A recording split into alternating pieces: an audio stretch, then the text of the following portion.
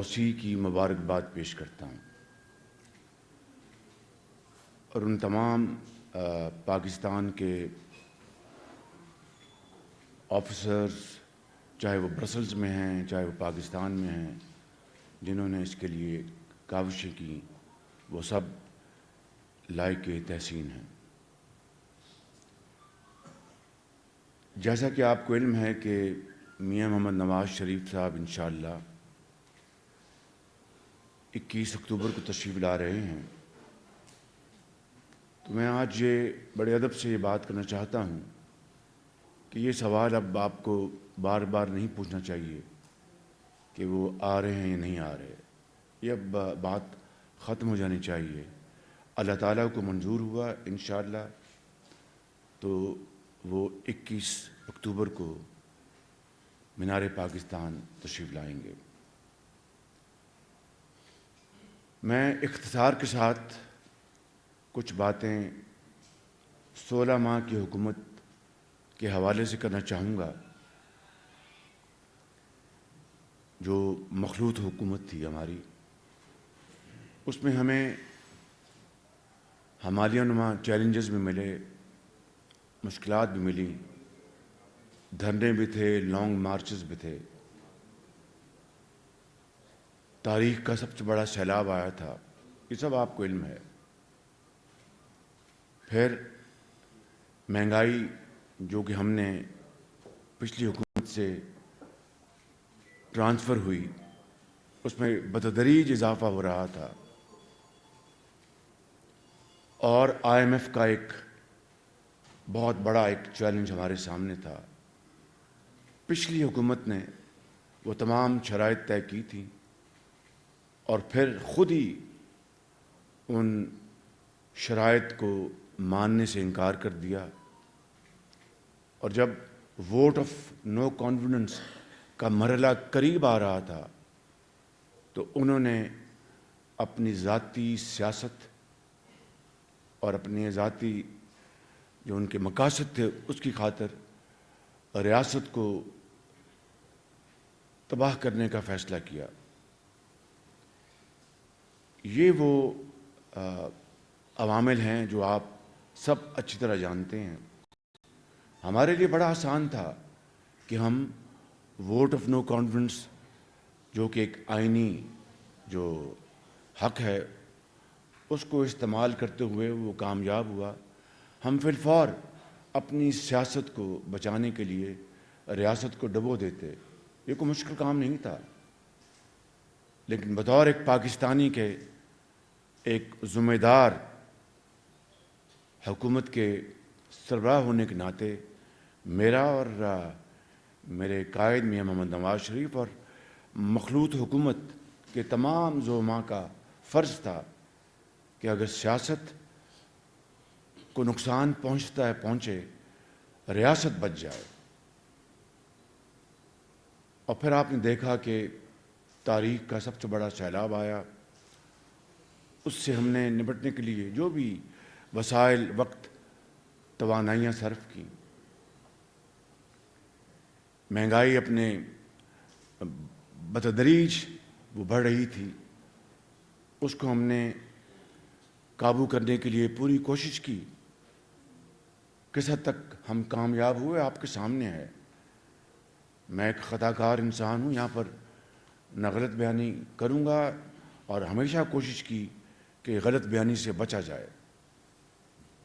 تو ایک طرف معاشی بدحالی ہمیں ورثے میں ملی، اور دوسری طرف لانگ مارچز، دھرنے، جو بالآخر 9 مئی 2023 پہ آ کے اس کا جو ایک انتہا کا نقطہ تھا، جہاں پر پاکستان کے خلاف بغاوت ہوئی اور افواج پاکستان کے خلاف بغاوت ہوئی۔ اس کے باوجود الحمدللہ IMF کا معاہدہ طے پایا،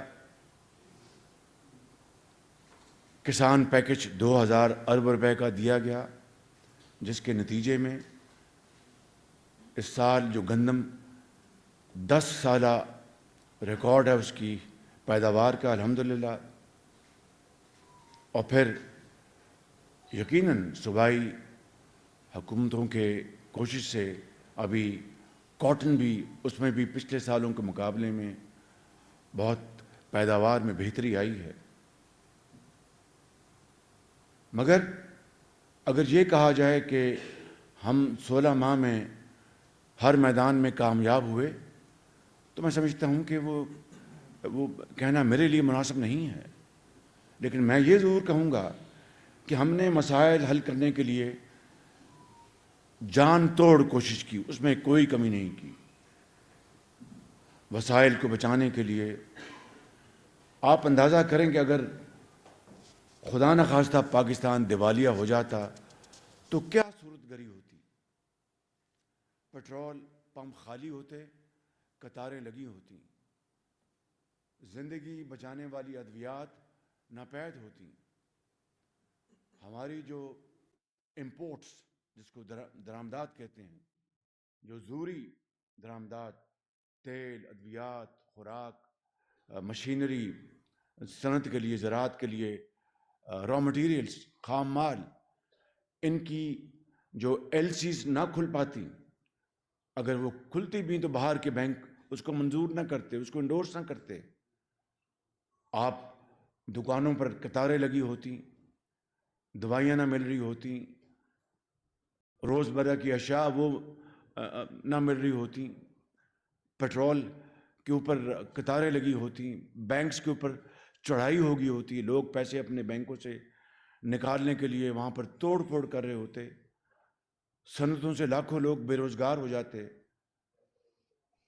اور جو ہمارے جو انٹرنیشنل جو انسٹیٹیوشنز ہیں ان کو آپ کو ایک اپنا دھیلا بھی نہ ملتا. اگر کوئی دیتا بھی تو بہت مہنگے داموں کے اوپر، بہت ہائی انٹرسٹ کے اوپر. آپ کے اپنے انٹر بینک جو ریٹس ہیں وہ بڑھ جاتے.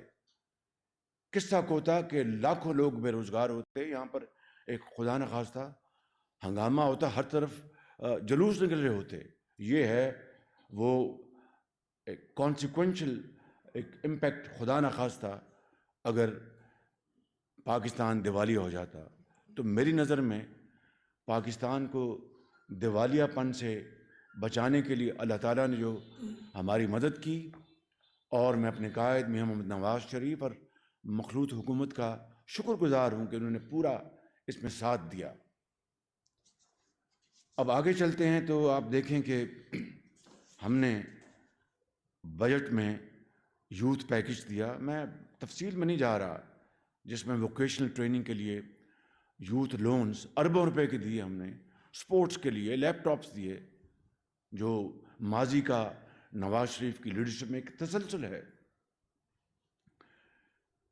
پھر آپ نے دیکھا کہ IMF کے معاہدہ کے وقت میں نے اس بات کا مطالبہ کیا کہ 200 یونٹ استعمال کرنے والا گھریلو صارف، اس کے اوپر ہم اضافی بوجھ نہیں پڑنے دیں گے. ہم نے 300 کی بات کی، IMF نے کہا کہ 200 تک آپ ہم مان لیتے ہیں، نہیں بڑھنے دیا ہم نے. یہ 63% بنتا ہے پاکستان کے گھریلو صارفین کا. ایک بڑی حقیر خدمت تھی. لیکن جب میں نے IMF سے یہ کہا کہ کراس سبسڈی ہم تیل اور پیٹرول میں بھی کریں گے، یعنی بڑے لوگوں کو ان کو ہیوی ٹیکس لگائیں گے تیل کے اوپر اور ان کے بڑی گاڑیوں کے پیٹرول کے کنزمپشن کے اوپر، اور وہ جو اضافی رقوم ہوں گی اس کو ہم استعمال کریں گے غریب آدمی کے لیے، موٹر سائیکل والے کے لیے تیل اور پیٹرول کا اس کو سستا کرنا. انہوں نے کہا جی یہ آپ نہیں کر سکتے. اب ہمارے ہاتھ بدے ہوئے تھے. میں نے پوری کوشش کی. ان کے جی اگر آپ یہ مطالبہ کریں گے تو ہم اس مطالبے کو آپ کا قطعاً کسی صورت بھی منظور نہیں کریں گے. مگر پھر آپ نے دیکھا کہ پاکستان کی تاریخ میں پہلی مرتبہ ہر سال پنجاب میں جب میاں نواز شریف صاحب وزیر اعظم تھے، یہاں پر رمضان پیکج دیا جاتا تھا جس کے اوپر اربوں روپے خرچ ہوتے تھے. مگر یہ پہلی مرتبہ ہے کہ غریب عوام کی جو مہنگائی کے ہاتھوں جو بدحالی تھی اس کو سامنے رکھ کر مفت آٹے کا پروگرام بنایا گیا رمضان شریف میں. 70 ارب روپے اس کے اوپر خرچ ہوئے. تو کیا تھا کہ غریب عوام کی جو بدحالی اس کی حوالے سے ایک دل میں درد، اس کا خیال، اس کا احساس. تو یہ وہ حالات ہیں کہ انتہائی محدود وقت میں اور انتہائی مشکل جو ٹائم تھا اور بہت ہی محدود وسائل تھے، ہم نے الحمدللہ جو کچھ بھی حقیر خدمت کر سکتے تھے ہم نے کی. اور دیوالیہ اگر ہو جاتا تو سری لنکا سے بھی برا حال خدا نخواستہ پاکستان میں ہوتا. تو پھر آپ کیا کہتے؟ پھر آپ کہتے کہ یہ شہباز شریف، یہ PMLN، یہ مخلوط حکومت، یہ کسی کام کے لائق نہیں، ان کو قیامت تک ان کے اوپر کانٹا لگا دو. اور اگر آج دیوالیہ پن سے پاکستان بچ گیا ہے، ریاست بچ گئی ہے، مجھے کوئی اس میں ایک لمحے کے لیے بھی کوئی کنفیوژن نہیں ہے کہ الحمدللہ میرا ضمیر مطمئن ہے کہ میں نے اور میری حکومت نے، میرے قائد نے، اگر میرے قائد مجھے کہہ دیتے کہ بھئی ہم نے سیاست بچانی ہے، چھوڑ دو، تو میں 2 منٹ میں استعفیٰ دے دیتا. لیکن ان کا بھی یہ فیصلہ تھا کہ یہ اب چیلنج آیا ہے، اس کو قبول کریں، ریاست کو بچائیں، سیاست کی پرواہ نہ کریں. تو دوستو، زندگی میں اس طرح کے اتار چڑھاؤ آتے ہیں، شب و فراز آتے ہیں، اور تاریخ اس بات کی گواہ ہے، اور آنکھ بھرے پڑے ہیں. لہٰذا گھبرانے، پریشان ہونے کی کوئی ضرورت نہیں. انشاءاللہ اچھے وقت آئیں گے. اور اسی تناظر میں اب میاں محمد نواز شریف پاکستان تشریف لا رہے ہیں. میں بڑے اختصار کے ساتھ کچھ باتیں اس حوالے سے آپ کی خدمت میں عرض کرنا چاہتا ہوں. 1990 میں جب میاں نواز شریف پہلی مرتبہ وزیر اعظم پاکستان بنے، تو جو اکنامک ریفارمز اس وقت آئی تھیں، وہ پورے پاکستان کے لیے ایک نیا ماڈل تھا. لوگ باتیں کر رہے تھے کہ یہ اتنی بڑی ریفارمز، کیا پاکستان اس کا متحمل ہو سکتا ہے؟ چونکہ اس وقت کے صدر چونکہ اب اس دنیا میں نہیں، تو میں ان کے حوالے سے کوئی بات نہیں کرنا چاہوں گا کہ ان کے اس نواز شریف صاحب کے ریفارم پیکج کے حوالے سے کیا خیالات تھے.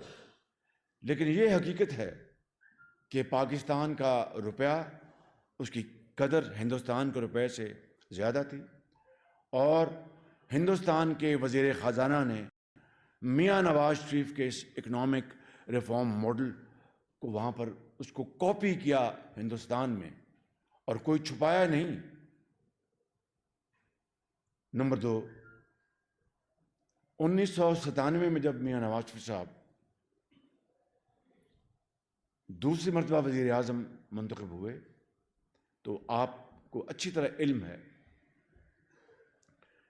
کہ 28 مئی کو پاکستان نے ہندوستان کے دھماکوں کے بدلے 6 دھماکے کیے، اور پاکستان اللہ کے فضل و کرم سے ایٹمی طاقت بنا. جو ترغیبات اور دھمکیاں دی گئیں، وہ سارا تاریخ آپ کے سامنے ہے، میں آپ کا وقت ضائع کرنا چاہتا. پھر وزیر اعظم واجپئی پاکستان تشریف لائے، بائی روڈ واگا کے اوپر ان کو ریسیو کیا گیا، اور مینار پاکستان جا کر انہوں نے کہا کہ جب پاکستان بنا تو ہمارے دلوں میں بڑے گھاؤ لگے تھے، آج میں پاکستان کو ہم دل سے اقرار کرتے ہیں. کتنی بڑی یہ ایک مورل، ایک وکٹری تھی پاکستان کی اور پاکستان کی تاریخ بنانے والوں کے عظیم شہیدوں کی، جنہوں نے پاکستان کے لیے اپنا خون دیا. اور پھر کارگل کا واقعہ ہوا، آپ جانتے ہیں، اور ہر چیز پر پانی پھر گیا.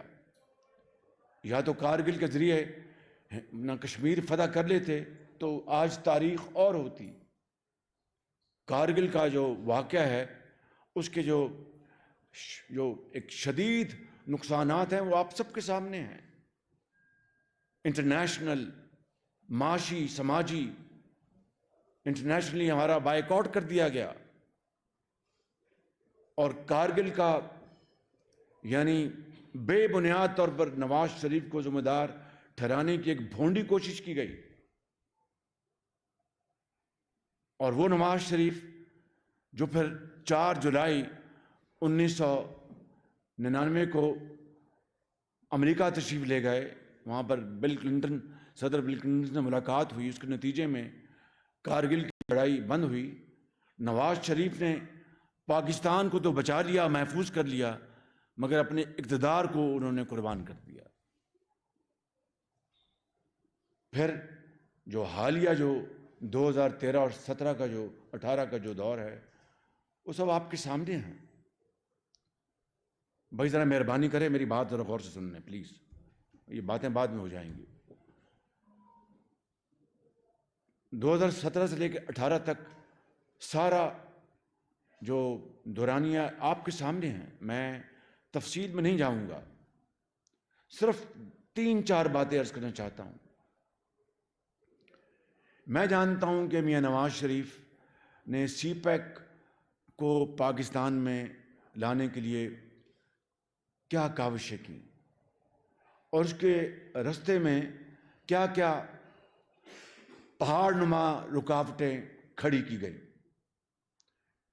میں کسی بات کو ریپیٹ نہیں کروں گا، مگر ایک واقعہ انتہائی افسوسناک، وہ میں جب بات کرتا ہوں تو دل میں تیر لگتے ہیں آنیسٹلی، کہ آخری مرتبہ پریزیڈنٹ شی جن پنگ کا ایک کوشش کی گئی کہ وہ آ جائیں وقت کے اوپر، جو کہ ستمبر 2013 تھا ان کا 3رے ہفتے میں۔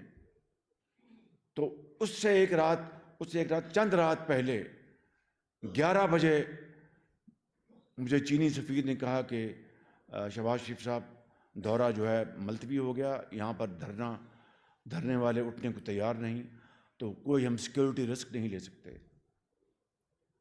میں نے میاں نواز شریف صاحب سے بات کی اور انہوں نے مجھے کہا کہ تم کوشش کرو کہ اس کا کوئی حل نکالو، یار کوشش کرو ورنہ پاکستان کا نقصان ہو جائے گا۔ ہر چیز، معاہدے، سب پروٹوکولز تیار تھے دستخط کے لیے۔ میں نے پھر جنرل رحیل کو، وہ زندہ ہیں، ان کو فون کیا کہ یہ معاملہ ہے تو میں آپ کے پاس آنا چاہتا ہوں، آپ مہربانی کر کے اس میں آپ بھی اپنا حصہ ڈالیں۔ اگلے دن تاریخ طے ہو گئی، ملاقات طے ہو گئی، 3 ستمبر تھا یا 2 ستمبر 2013۔ میں نے چینی سفیر کو بھی کہا آپ میرے ساتھ چلیں، انہوں نے کہا جی میں چلتا ہوں، مگر بعد میں ان کا فون آ گیا کہ میں نہیں جا سکوں گا، آپ تشریف، میں اکیلا چلا گیا۔ وہاں پر جنرل رحیل مجھے ملے اور انہوں نے کہا کہ آپ بیٹھے، میں ابھی ٹیلی فون کر کے آتا ہوں، جو مجھے انہوں نے کہا کہ چینی ڈیفنس منسٹر کو۔ اور میرے پاس جو اس زمانے کے سی جی ایس تھے، وہ میرے پاس وہ بیٹھ گئے، وہ اللہ کو پیارے ہو گئے ہیں، آج دنیا میں نہیں۔ واپس آئے جنرل رحیل، انہوں نے کہا جی کہ شہباز بھائی میں نے بات کی ہے، وہ نہیں مان رہے۔ چینی سفیر نے مجھے خود کہا کہ ہم نے خود ان سے بات کی ہے کہ بھائی 3 دن کے لیے آپ اٹھ جائیں اور پھر دوبارہ بیٹھ جائیں۔ ان کا جی نہیں، ہم اٹھیں گے نہیں، ہم آرام سے بیٹھے رہیں گے۔ اب بتائیے، کیا نواز شریف یہ سارا کام اپنی ذات کے لیے کر رہا تھا، یا پاکستان کے کروڑوں عوام کی خوشحالی اور ترقی کے لیے، اور پاکستان کو قرب و جوار میں جو ممالک ہیں جو تیزی سے ترقی کر رہے تھے، ان کا مقابلہ کرنے کے لیے، پاکستان کی جو صنعتیں ہیں، زراعت ہے، ان کو ترقی دینے کے لیے؟ تو یہ ہے وہ تفصیل ان دردناک واقعات کی جس نے پاکستان کی تاریخ کا رخ موڑ دیا۔ اور پھر اب آ جائیں 2017، کس طریقے سے میاں نواز شریف کو ایک بدترین سازش کے ذریعے ان کو پاناما سے اقامہ میں سزا دلوائی گئی۔ پاناما میں آپ جانتے ہیں کہ تقریباً 300-400 لوگوں کے نام شامل تھے، جن میں سیاستدان بھی تھے، اور بڑے شور مچا کر کہا گیا کہ ان تمام سیاستدانوں کا ہم احتساب کریں گے جن کا نام پاناما میں آیا، جن کے فورن ایسٹس ہیں۔ میاں نواز شریف کا تو نام ہی نہیں تھا اس میں۔ اور پھر اقامہ میں کس طرح ان کو سزا دلوائی گئی، یہ سب آپ کے سامنے ہے۔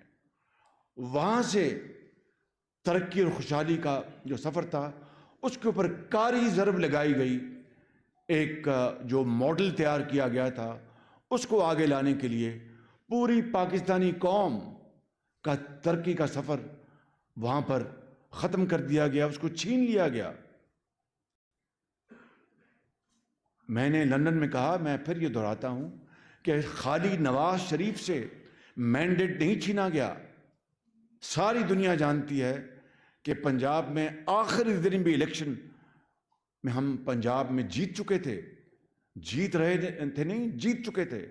اس کو بھی رات کو اس کو دھاندلی کے اور ڈنڈے کے زور پر اس کو رزلٹس کو تبدیل کیا گیا، اور اس طرح ایک ماڈل یہاں پر اس کا تعارف کروایا گیا جس نے پاکستان کو تباہ و برباد کر دیا۔ اگر آپ دوسری بات مجھ سے پوچھیں کہ یہ 16 ماہ میں دوسری کون سی ایسی بات ہے جو باتیں میں گنوا چکا ہوں آپ کو، دوسری یا تیسری جس سے آپ مطمئن ہیں، تو بلا خوف تردید میں کہوں گا کہ ہماری جو خارجہ پالیسی کو تباہ کر دیا گیا تھا، اس کو کاری ضرب لگائی گئی انا پرستی کے ذریعے، رونت کے ذریعے، تکبر کے ذریعے۔ الحمدللہ ان تعلقات کو ہم نے بہت حد تک دوبارہ ان کو بحال کیا۔ لہٰذا نواز شریف کو نکال دیا گیا اقتدار سے۔ پاکستان کی ترقی کا سفر جو کہ 6.5% پر بڑی برقراری سے آگے بڑھ رہا تھا، ہماری زراعت، ہماری صنعت، ہماری باقی جو ہمارے یوتھ نوجوانوں کے لیے ہسپتال، یونیورسٹیاں، جو بھی آپ کہہ لیں، یہ تمام پروگرامز بہت تیزی سے آگے بڑھ رہے تھے، وہ سب ختم کر دیے گئے۔ اور پھر جو ظلم و ستم کی ایک لمبی ایک طویل رات ہے، اس کے بارے میں کچھ نہیں کہنا چاہتا، وہ آپ اچھی طرح جانتے ہیں۔ یہ ہے وہ پس منظر جو میں نے آپ کے سامنے بیان کیا، اور اس کے تناظر میں اب انشاءاللہ میاں نواز شریف پاکستان دوبارہ تشریف لا رہے ہیں، اور اس ترقی اور خوشحالی کے سفر کو وہیں سے شروع کریں گے جہاں پر وہ ختم ہوا یا اس کو ختم کر دیا گیا۔ آپ ضرور سوال کریں گے کہ شہباز شریف یہ کس طرح ہوگا؟ ابھی 16 ماہ میں یہ ہوا، اس سے پہلے 4 سالوں میں یہ ہوا۔ تو جب شریف صاحب 2013 میں اقتدار میں آئے تھے تو 20 گھنٹے کی لوڈ شیڈنگ ہوئی تھی، وہ کس طرح ختم ہوئی آپ بہتر جانتے ہیں۔ اس سے پہلے مہنگائی کس شرح پر تھی، وہ تاریخ کی سب سے نچلی سطح پہ آئے گی، کس طرح آئی وہ اچھی طرح آپ جانتے ہیں۔ اور اسی طرح جو باقی اقدامات سی پیک میں $30 ارب کی سرمایہ کاری ہوئی، عملی طور پر آپ نے دیکھا پاکستان کے خزانے سے اربوں ڈالر خرچ کر کے بجلی کے نئے پلانٹس لگائے گئے LNG کی بنیاد پر۔ جس طریقے سے وہ پروگرام اس کو عملی جامہ پہنایا گیا، جس کمٹمنٹ اور محنت کے ساتھ، اسی طریقے سے اس تباہ شدہ معیشت کو دوبارہ بحال کرنے کے لیے نواز شریف اپنی قیادت میں اپنی ٹیم کے ساتھ اس ملک کی ترقی اور خوشحالی کے سفر کو دوبارہ اس کا آغاز کریں گے۔ اور یہ جان جوکھوں کا کام ہے، یہ کوئی آسان کام نہیں۔ اور دیکھیے کہ ستم ظریفی دیکھیے، تاریخ کا جبر دیکھیے کہ بار بار ہم اسی دائرے میں گھومتے ہیں۔ کچھ معاملہ بنتا ہے پھر ٹوٹ جاتا ہے، پھر کچھ معاملہ بنتا ہے پھر ٹوٹ جاتا ہے۔ یہ ہے بدقسمتی ہماری تاریخ کی، یہ ہے وہ جبر۔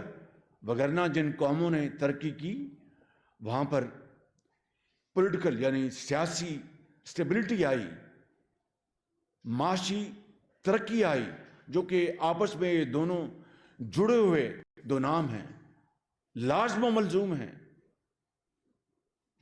مگر آپ نے دیکھا کہ کس طرح ہمارے 16 ماہ میں لانگ مارچز اور دھرنوں کا اعلان ہوتا رہا، کبھی وزیر آباد میں، کبھی کہیں، اور 9 مئی پر کیا اس ملک پر ایک آفت آئی کہ وہ ادارے جو اس کام پر مامور ہیں، جن کے افراد نے، جن کے سپوتوں نے، بیٹوں نے جان ہتھیلی پہ رکھ کر، چاہے وہ جنگیں لڑنی ہوں، چاہے وہ دہشت گردی کا خاتمہ کرنا ہو، انہیں کے اوپر چڑھ دوڑے، تو پھر آپ یہ کہیں کہ جناب یہ مہنگائی کیوں کنٹرول نہیں ہوئی، یہ تباہی کیوں ہوئی، یہ ملک آگے کیوں نہیں بڑھا؟